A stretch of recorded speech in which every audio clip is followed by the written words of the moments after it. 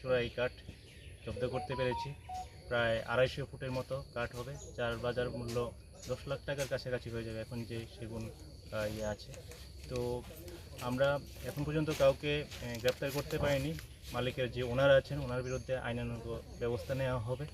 আর এই ধরনের অভিযান আমরা কন্টিনিউয়াসলি চালিয়ে যাচ্ছি, ভবিষ্যতেও এটা চলতে থাকবে। কোনোভাবে এইসব যে ইলিগাল অ্যাক্টিভিটিস ওটাকে আমরা এনকারেজ করতে পারবো না। কি নাম?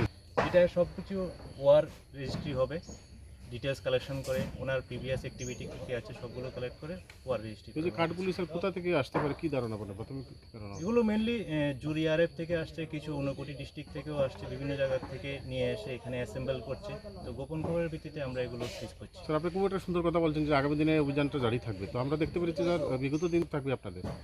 আমাদের অলরেডি প্রপোজাল দেওয়া আছে যে আরেকটা চেকপোস্ট করার ব্যাপারে, কারণ যে পোরাস বর্ডার যেটা আছে